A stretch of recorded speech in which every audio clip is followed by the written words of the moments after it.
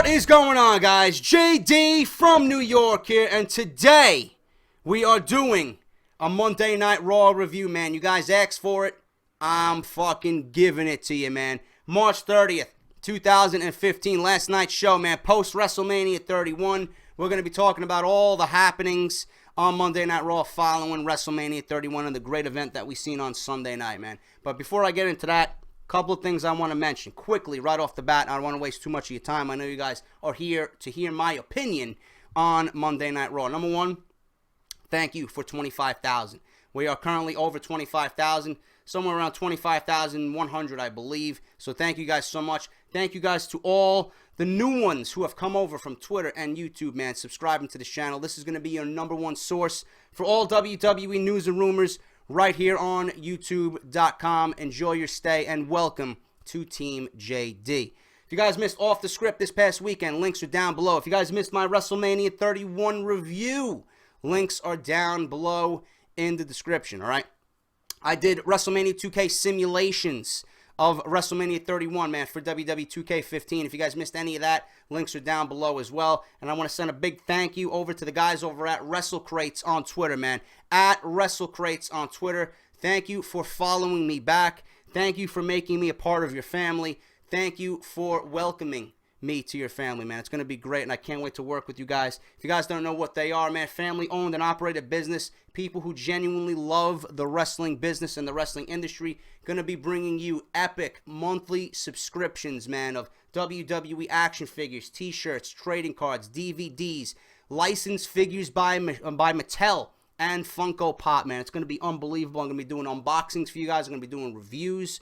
Can't wait to get my hands on one, man. The Ultimate Crate is what I'm signing up for. So I want to thank the guys over at WrestleCrates for giving me an opportunity to join their family and bring something great to each and every one of you guys watching me, man. So please go and support them on Twitter at WrestleCrates and their homepage, their main website, man. Also linked down below. So please go and check them out. Read up on them. Gonna make a great gift. If you guys got kids or little ones at home who love the WWE, this is going to be for you, man. So hopefully you enjoy it, and I'm going to be bringing it to you. Let me know what you think about that down below, man, all right? Now that that's all out of the way, man, let's talk about Monday Night Raw. The one thing everyone's been asking me, JD, Brock Lesnar. Brock Lesnar. Brock Lesnar. I know.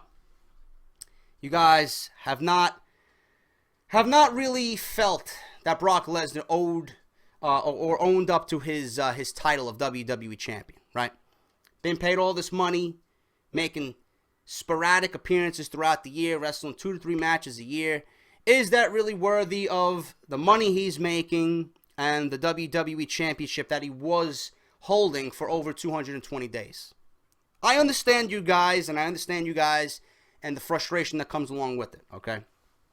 I, for one, see Brock Lesnar as not just a contract. I see Brock Lesnar as more than that, man. He plays his role perfectly. Perfectly. He's the absolute best fucking character. The easiest character, man. There's no way you can fuck this up. He is the best character on WWE right now. And the reason why he's being paid all this money, the reason why WWE is treating Brock Lesnar like a main attraction, like a big deal, is because when it comes down to it, the Brock Lesnar character is portrayed by the man Brock Lesnar, and no one does it perfectly, man. Nobody. Nobody does it more perfectly than Brock Lesnar. He did something last night that I knew he was very capable of, man. You know, Brock Lesnar might not be the best shit talker. He might not be the fucking best guy on the mic. That's why he's got Paul Heyman with him, man. But what I want you guys to take a look at is when Brock Lesnar is WWE Champion, his rage is fucking tamed, okay? It's like a fucking lion. It's like a lion in the fucking African jungle, man, fucking hunting for food, right? Fucking he sees that zebra, and he goes right for it, man. When he's fucking fed and when he's content, he's sitting down and just fucking chilling, right? Chilling in the African sun. But when that lion is fucking hungry, when he's fucking agitated, when he's going to do whatever he's got to do to fucking feed that appetite, all hell is going to break loose, man. That's what Brock Lesnar is. He's a fucking lion. He was robbed at WrestleMania. He was not pinned at WrestleMania. Seth Rollins, like I mentioned in my review, is the ultimate opportunist. Edge, the rated R superstar. I love Edge, man. Adam Copeland, one of the greatest of all time. He was an ultimate opportunist. Made a living off fucking cashing the Money in the Bank. Boom. Boom. Taking fucking advantage of people when they least expect it. That's what Seth Rollins did. That's what Seth Rollins did, and he did it perfectly, man. Now, I predicted, for you fucking goons out there, I predicted that Seth Rollins would cash in his Money in the Bank. I did not know how. I did not know when. I did not know in what scenario, but I knew he was going to cash in. I just had a feeling he was going to cash it in. All right? It was either Lesnar's going to walk out of WrestleMania champion or Seth Rollins is going to take the belt and fucking sneak a victory in there. But that's what happened, all right? So the way WWE executed that at WrestleMania, brilliant. Absolutely brilliant, all right? But getting back to Brock Lesnar, man. When he was the champion, Paul Heyman had him on a leash. He was being able to contain his beast, to tame his beast. His beast was happy. His beast was content. He had the belt over his shoulder. That's all he needed to do. But when you feel robbed and you feel fucking cheated, Brock Lesnar came out looking for blood, man. So when Brock Lesnar came down the ramp on Monday Night Raw, dressed in wrestling gear, I'm like, oh shit. Oh shit, what is going on here? We never see Brock Lesnar come out on Monday Night Raw wearing wrestling gear, man. We knew something big was going to go down. And Paul Heyman got everybody excited, man. Paul Heyman, like he does every single week, getting you fucking pumped. We all wanted to see a rematch. He said, this rematch ain't taking place at SummerSlam. Not taking place at Extreme Rules. Not taking place at WrestleMania 32. Not taking place at Payback. It's taking place tonight, motherfucker. He wanted his rematch tonight on Raw. Now, were we going to get it? I highly doubted it, man. I knew for a fact that we weren't going to get a title match because WWE always fucking, we want to see it, but then WWE's always teasing it, man. Always got that little carrot dangling in front of us, and it's always just so far away that we can't grab it. But Seth Rollins, apparently wasn't in the building immediately, right? Because he was in New York on the Today Show, hyping WrestleMania and showing off the belt. Stephanie McMahon made a bullshit excuse that he was in the air, that, he was on his way to the show and yada, yada, yada. But Brock Lesnar wanted his rematch on Raw, okay? So the WWE billed it as such. So we were going to get Seth Rollins and Brock Lesnar on Monday Night Raw for the WWE Championship. It would be the first time in God knows how long Brock Lesnar was going to wrestle on Monday Night Raw. Everybody was fucking pumped, man. That match went down, that place would have fucking blew its roof. Blew its roof, man. But in typical WWE fashion, they threw a swerve at us, and what we seen from Brock Lesnar is a man possessed, man. A man who's fucking hungry, who's out for revenge, who's out for blood. And I know you guys don't want Seth Rollins to be the Weasley champion. I know you don't want Seth Rollins to be the guy who's a coward, who runs away from every confrontation. But what would you do? What would you do if Brock Lesnar was fucking out for blood, willing to rip you limb from limb to get his hands on you and get his title back, man? What would you do? You want Seth Rollins to stand up to the champion? Seth Rollins is only doing what any normal man would do, man. Running away from someone who would literally break him in half to get what he wants. That's what you guys have to see, man. I don't want Seth Rollins to be the Weasley heel either. I want him to use those Weasley tactics when the time calls for it. I don't think WWE is going to book him as a coward champion. No, I don't want you guys to worry about that. I think Seth Rollins is going to be fine as a defending champion. I think he's going to be fine defending his belt against the likes of Orton and Reigns and whoever else wants a shot at the WWE championship. But when Brock Lesnar makes his way back to the WWE, I think Seth Rollins has a right to be Weasley, and I think Seth Rollins has a right to be cowardly, man, because I know I would. And why did Seth Rollins run away last night? Because, listen, Seth Rollins made the excuse, you know what, I'm jet lagged. I don't feel like defending my title right now, man. I'm tired. I'm not up for it, man. I'll give you your rematch, but not tonight. Acting like a pure fucking prick. And that's what I like, man. That's what I want to see. Seth Rollins is a fucking dick. And I laughed when he said that, man. It's funny. It's funny. That's the kind of cowardly, fucking dastardly, weaselly heel I like to see, man. Seth Rollins is playing his role perfectly. Brock Lesnar played his role perfectly. So when Brock Lesnar didn't get what he wanted, he didn't get his hands on Seth Rollins. He got his hands on J&J Security, fucking literally knocked their heads off with a double clothesline. But when Rollins got away and fucking retreated, Brock Lesnar didn't know what to do, man. He wanted to feast on something, and the only thing that he seen that was in front of him, moving, not only the audience, but the announcers, Cole, Booker, and JBL. Cameramen just fucking getting in his way. I loved it. I loved it. Brock Lesnar overturned the fucking table, knocked out JBL and Booker T. Michael Cole fucking in the wreckage, I don't know what the fuck he was doing, tried to get away. He didn't get too far because Brock Lesnar literally grabbed him by his shirt, threw him in the ring, and F5'd him to the point where he was coming out of his fucking shoes. Reminded me of when Terry Funk interfered in the Mankind Undertaker Hell in the Cell at King of the Ring. Undertaker said, you know what, fuck this guy, man. Chokeslammed him right out of his fucking shoes, man. Brock Lesnar last night during that segment just went fucking ballistic. And it ended up being one of the best moments in Monday Night Raw history. To me. That segment and the way it transpired and the role Lesnar played and what he did, the emotion you seen from Lesnar, the emotion you seen from Heyman, everything was played picture perfect by all parties involved, man. That, compared to everything else Brock Lesnar did, dating back to beating The Undertaker at WrestleMania 30, dating back to destroying the face of the company, John Cena at SummerSlam for the WWE Championship in convincing fashion. Something we didn't think we would see like that, man. But it happened. And even during the Royal Rumble triple threat with John Cena and Seth Rollins, man. Everything that Brock Lesnar has accomplished over the last year, it pales in comparison to the job he did last night, man. Do you want to know why Brock Lesnar is paid all this types of money? Do you want to know why Vince McMahon went out and made a priority to sign Brock Lesnar? Do you want to know why WWE trusted Brock Lesnar with the WWE Championship? Because of what you seen last night, man.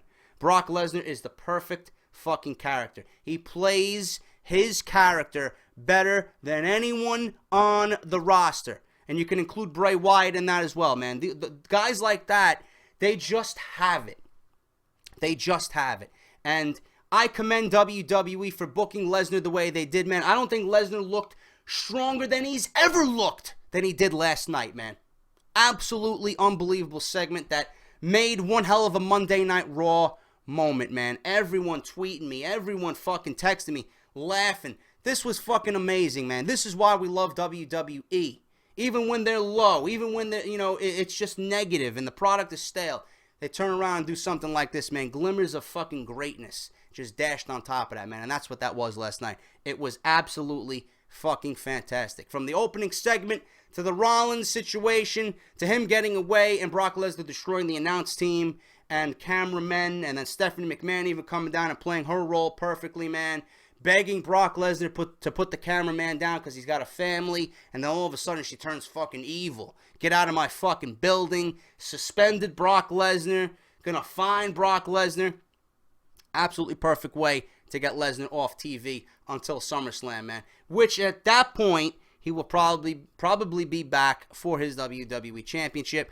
Against who, I don't know, man. Against who, I don't know. But Seth Rollins right now looks to be in position to either go against Orton or Roman Reigns for the remainder of the spring and the summer for the WWE Championship, man. If WWE wants to throw someone else in there, that is not Orton or Reigns, I will be welcome to it. But that's what's going to happen with Seth Rollins going into the spring and summer, man. Now that that's over with, if you guys missed it, please go and watch it. I do it no justice. I'm just giving you my point of view on it, my opinion on it. But last night was a Monday Night Raw moment, a WWE moment that we haven't seen in years on Raw, man. So everybody involved, fucking thumbs up. Absolutely great job, all right? Now, as far as the main event goes, why would you have Kane and the Big Show in a main event on Monday Night Raw following WrestleMania, man? What is the logic in that? Please. The crowd said it right when Big Show was in the ring. Please retire. And that's why I tweeted it out. You guys were asking me, who, JD? Who do you want to retire? Who the fuck you think I'm talking about? Big Show and Kane. Why are they in the main event on Monday Night Raw following WrestleMania, man? Why? Why? Why is Ryback in the main event on Monday Night Raw following WrestleMania? I don't understand that logic. You know, WWE had such an amazing Monday Night Raw going after an hour and a half, and then the second half of the program. Please, I want them to fall asleep, man. They didn't do anything fucking comparable to what they did in the first hour and a half. This is why Monday Night Raw needs to go back to 2 hours, man. If that show was condensed into 2 hours, we'd be fucking talking about it for months, man. It would be one of the greatest Monday Night Raws they ever fucking produced. But being that it went 3 hours and we got fucking garbage for the remainder of the show, like Big Show and Kane, why? Why? What is the reason there? And then you got Reigns going over in the main event. Everyone's fucking booing him. What logic did that make? You're building him up. People can't stand him, right? People want to boo him. They don't want him shoved down our throats. And WWE says, you know, we're going to put you over in the main event. Everybody's booing him. He's on the babyface team. Everyone's fucking booing him. He's supposed to be a surprise appearance on the babyface team. Everyone's booing him. Nobody fucking cares. Nobody cares. So WWE really dropped the ball on that main event, man. If you wanted, you could have made something with Orton and Reigns and Rollins, man. Fuck everybody else involved, man. I really don't understand why they wanted to go that route with the main event. I just didn't understand it, and I found absolutely nothing interesting about how they closed Monday Night Raw, okay? Moving on with the rest of the show, I also want to talk about Daniel Bryan and Dolph Ziggler. Now, I don't think I want to see this every fucking week before it gets played out, okay? WWE, yes, I understand they wanted to start the show off hot. There's no better way to do it than Daniel Bryan and Dolph Ziggler, but I want to keep this somewhat fresh. I do see these guys feuding over the IC title going into SummerSlam. Daniel Bryan with the belt is going to do amazing things. We want to see wrestling. Daniel Bryan is one hell of a fucking wrestler, if not the best guy on the roster for that. And the IC title, man. We want to see wrestling with the IC title where we didn't see it in years past, man. We want to care about the belt, and it's on a guy that we care about right now. So it's going to do good things. If Daniel Bryan can give us matches like that every fucking week with the Intercontinental title, that belt will be brought right back up to where it was when Perfect had it, when Bret Hart had it, when Shawn Michaels had it, when Razor Ramon had it. It will be. Trust me. And the reason why WWE gave us these two guys in the ring again last night is because exactly what you're seeing on Monday Night Raw, man. Excellent fucking match. I would love to see Intercontinental title matches perform just like that on Monday Night Raw every single week, man. It's the workhorse title. It's the wrestler title. Every week that title should be showcased on Monday Night Raw in some type of title defense, some type of fucking non-title defense, whatever the case may be, man. It should be on Monday Night Raw every single week, contested in matches like you've seen last night with Dolph Ziggler. But Daniel Bryan got the win, man. Great for him. These two guys are going to have unbelievable matches leading up to what I think should be Bryan versus Ziggler in a end-all, be-all for the Intercontinental title, man. I know you guys don't want Dolph Ziggler and Daniel Bryan trading victories. You don't want to see the champion lose. I understand it, and I don't want the champion to lose non-title matches either, man. It doesn't make any sense, but that's where you got Bad News Barrett coming in. Sheamus came back as a heel, man. Got a new mohawk. Got fucking shit hanging from his beard. He looks fucking beast. Sheamus was one of the stalest, fucking most boringest characters as a face. Not to say that his in-ring work wasn't good, but he did nothing to get me interested in Sheamus, the wrestler, over a long, extended period of time. So Sheamus now back, rejuvenated, revitalized, and what better way to turn him heel than to destroy two of the IWC's most loved guys, man. Daniel Bryan and Dolph Ziggler. That will get him instant fucking heat. It came at the right time. It came with the right crowd. He fucking did what he had to do to Ziggler and Bryan. He is now a heel. So Sheamus will now be intertwined with the Intercontinental title. And the mid-card certainly seems to be fucking flourishing, man. And I love it, and I can't wait, man. I want the mid-card to go back to what it was when I was watching WWF in the older days, man. We all cared about those guys. At some points, it was better than what was happening with the main WWE title feuds and storylines, man. That's what I want WWE to concentrate on. The WWE Championship is always going to be more important by default. But please, make me care about what these guys are doing. You got Daniel Bryan, Dolph Ziggler, Sheamus, Ambrose, Bad News Barrett. You guys got the pieces to work an unbelievable mid-card, man. Make it happen, and I'm excited for the first time in a long time about the Intercontinental title. So good shit on Monday Night Raw, all right? And good shit with Sheamus, man. I'm definitely looking forward to see him more and more as a heel, man. That's what I want Sheamus to be, man. Fuck the goody two-shoes and fuck the cheesy jokes and the smiling. Sheamus needs to go out there. He looks it now. He looks fucking brutal. He looks tough. Just go out there and kick ass and don't give a fuck about what anybody says, man, all right? Lucha Dragons made their Monday Night Raw debut. Now, listen, I know the Lucha Dragons aren't that big of a deal. The Monday Night Raw crowd last night following WrestleMania made them seem like a big fucking deal. I don't think they're going to get that kind of reaction every week on Monday Night Raw, but it was certainly fucking special, man. This was just like the WrestleMania match that we seen on the pre-show on Sunday night, but without the Usos and without the Los Matadores team, all right? So it was the Ascension and you had the Lucha Dragons mixed in to replace those two teams. Now the Lucha Dragons, man, Kalisto, I know what WWE's thinking right before they even put these guys out in the middle of the ring, man. They see Kalisto possibly as the next Rey Mysterio. A lot of you guys are tweeting me, fuck Sin Cara, break Kalisto away on his own and make him his own superstar, man, a one-man guy. But I think the Lucha Dragons, man, will be very, very good for the tag team division. I love the way the crowd accepted them, man, doing their fucking lucha thing. It was just unbelievable, man. I'm excited to see where the tag team division goes.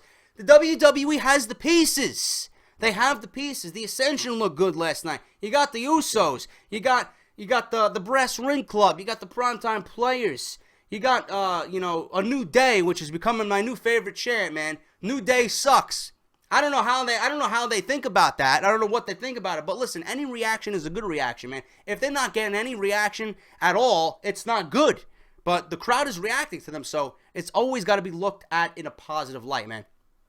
The Lucha Dragons are fine. I love their work in NXT, but the crowd last night made them to be a bigger deal than they actually are, which is not going to transition week to week, man. I don't think every crowd is going to welcome the Lucha Dragons like that crowd last night did. So that's what I'm concerned about. Can the Lucha Dragons keep up that momentum? I hope so, man. They certainly deserve it, and I want to see the tag team division flourish. But last night, you got to remember, it's post-WrestleMania. All those people that were at WrestleMania were at Monday Night Raw, and a lot of them are internet smarks, internet tough guys, and they think they know their shit in the IWC, YWC. So that's why the Lucha Dragons got that reaction.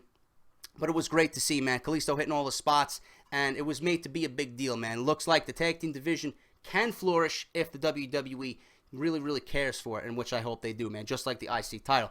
Damien Sandow, I don't know why he's coming out as Damien Mizdow, man. Damien Sandow, I want him to go back to Damien Sandow, all right? This is going to end with a Miz versus Sandow feud, possibly at Extreme Rules. A lot of you guys thought it should have happened at WrestleMania, but they're building it. I don't understand why Sandow is still working the gimmick. At this point, he can drop the gimmick and be fucking a babyface, a hot babyface on his own. But I'm thinking that they want him to beat The Miz first, and then they'll drop the gimmick altogether, which I hope they do. The Miz was great in his role last night. His anger and his frustration over Damien Sandow or Mizdow, last night. So obviously that all stemmed from the Andre the Giant Memorial Battle Royal, in which Mizdow threw out The Miz and ruins his chances at that, and then eventually the Big Show won the Andre the Giant Memorial Battle Royal. But I do think these two are going to be on a collision course for Extreme Rules, and then that's where it will end. But you know Extreme Rules is going to be all WrestleMania rematches, man. That's exactly what it is every single year. So don't get your hopes up on new feuds budding just yet, all right? Now, another thing I want to mention, Adrian Neville, man. I understand WWE. I understand WWE's logic if the name makes sense, okay? Antonio Cesaro. It's much better with the one word, Cesaro. We all got used to it, right? Big E Langston. Now they just call him Big E, right? Who else do they got? Let me see here in my notes. I can't really. I don't have anything off the top of my head, but what I'm trying to get at is Adrian Neville works as Adrian Neville, man. I can't get used to it. I just see myself can't get used to that. Neville. Here's Neville. Neville versus Curtis Axel. Whatever. You know, he had a match against Curtis Axel last night. I think the WWE should stick to just what works, man. It worked at NXT. It would work on the main roster. I don't see why they feel the need to drop their first names. I understand if it works, like I said, but keep Adrian Neville the way he was, man. He was packaged great in NXT. He looked great on his Raw debut last night, hitting a perfect red arrow on Curtis Axel. Can't wait to see more of Adrian Neville on Raw. But listen, keep it with the first name. Adrian Neville works. I'm sure I'll be going back on it and thinking, you know what, I don't care about the first name anymore. Neville, we'll all get used to it. But, you know, as an initial first impression, it doesn't do anything for me. But anyway, Adrian Neville made his debut on Monday Night Raw.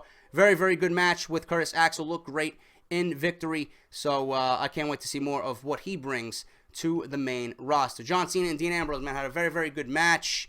And the United States Championship was an open challenge. I was hoping for maybe another NXT guy, maybe Finn Balor, maybe someone down there. But we got Dean Ambrose, and it was a great match, so I'm not going to complain about that. What I don't understand is why Dean Ambrose was once fighting for the Intercontinental title the night before, now going after the U.S. title, man. It's like Dean Ambrose is getting desperate to get some kind of championship gold around his waist. So I don't know where they're going with that. I don't know where Dean Ambrose fits into any storylines, man. He's like the odd man out. He's like a fucking third wheel. You know, I don't understand it, but either way you look at it, John Cena and Dean Ambrose had a great match for the United States Championship. A lot of you guys are saying John Cena's going to bury the fucking mid-card and this and that. But listen. John Cena's going to bring prestige back to the title. I mentioned this on my Monday Night Raw reviews in past. I mentioned this on Off The Script. I mentioned this at my WrestleMania review on Sunday night.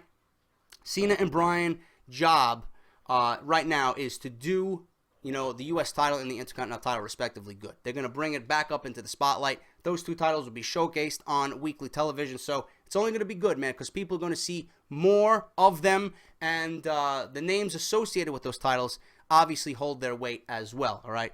And that was pretty much it, man. Everything else really is unimportant to me. The first hour and a half was great, and then the second hour and a half really didn't do anything for me, man. Like I said, if this show was condensed into 2 hours, it would have been fucking one of the best Raws that they ever produced. But being that there was a down period and the show just kind of dragged on after Dean Ambrose and John Cena, and then after Adrian Neville debuted, man, that show went right down the fucking toilet.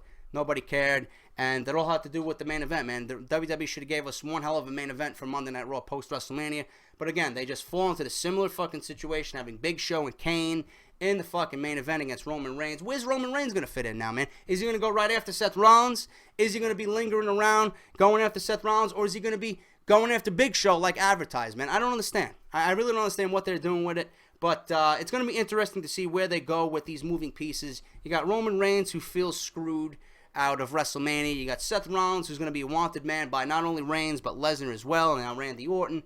So they got some pieces moving, man. It's going to be interesting to see where WWE fits all these pieces in the puzzle. So it's going to be interesting, and we'll find out in the weeks ahead, man, leading into Extreme Rules. But that is your Monday Night Raw review. Let me know what you guys think down below. Hit a thumbs up if you did enjoy this video. If you're new around here, man, subscribe. I don't know what you're waiting for, man. Like I always say, #1 source for WWE news and rumors right here on YouTube.com. If you guys missed any of my previous videos, links are down below. If you guys want more wrestling content, Joe Cronin Show and the guys over at Chairshot Reality, links are down below to all their social media in this video.